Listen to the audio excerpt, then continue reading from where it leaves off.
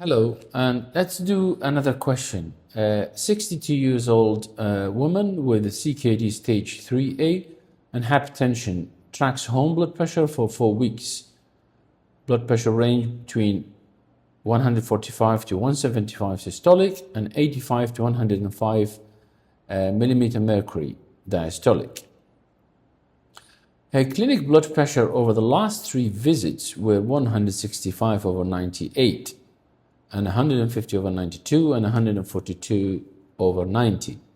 She takes all medicine as prescribed, so she had a good compliance. Medication include lisinopril 20 mg daily, amlodipine 10 mg daily. Her vital signs: blood pressure 162 over 92, heart rate of 75 beat per minute, a BMI of 29. Her EGFR 58 ml per minute and potassium of 4.4 millimole per liter.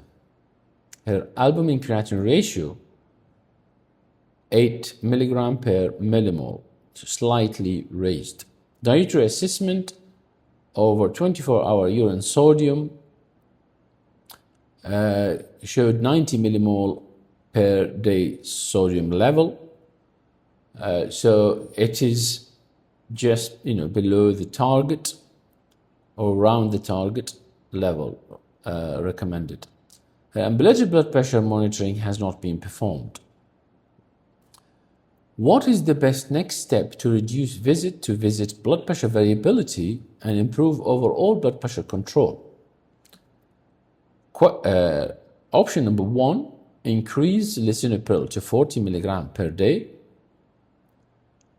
Add thiazide diuretics, thiazide-like diuretics, such as chlorthalidone or indapamide. Add doxazocin at night. Add metoprolol succinate 50 milligram daily. Reduce dietary sodium further to less than 43 millimole per day, so around 1 gram of sodium per day. So give you some time to think of what is the best possible answer from these 5 options. So you can pause the video and think. The answer is B. Add thiazide type diuretics, chlorthalidone, 12.5 milligram daily to start with. You can increase it later on to 25 if required and tolerated well. She has both short-term, home and long-term visit-to-visit blood pressure variability with blood pressure above target despite ACE inhibitors and calcium channel blockers.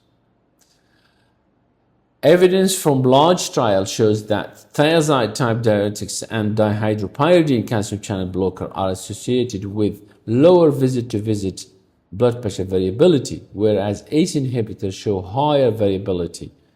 Adding a thiazide-type diuretics is therefore most likely to stabilize blood pressure and improve control, and of course cardiovascular risk. Now, one thing to keep in mind as well about chlorthalidone, chlorthalidone slightly had a caloric effect, and you should also watch the sodium. So potassium and sodium should be monitors. Potassium can drop if the patient has no advanced CKD or a very early stage of CKD. So you need to watch both sodium and potassium in this case. So why not the other options? A, increase lisinopril. ACE inhibitor, as I said, linked to higher blood pressure variability versus thiazide and calcium channel blocker.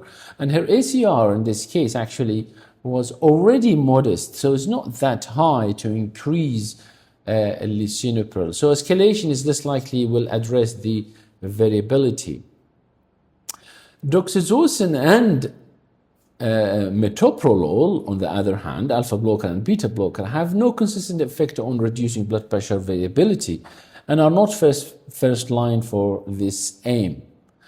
The last option, reducing the sodium below 1 gram per day, if she's already meeting the target, it will be really difficult to push the patient harder and it will be really impractical to do so, and is not as well. It's not recommended by clinical guidelines. So, lastly, management note: start chlorthalidone 12.5 milligram daily for or indapamide, thiazide-like diuretics. Monitor potassium and creatinine in 1 to 2 weeks, and titrate as needed. Maintain lifestyle measures, weight loss, activity, exercise, and limit alcohol intake. If uncertainty about the true variability, then you do ambulatory blood pressure monitor in this case. I hope this question you find useful and this discussion, and these are some references used to answer the question. And good luck for all.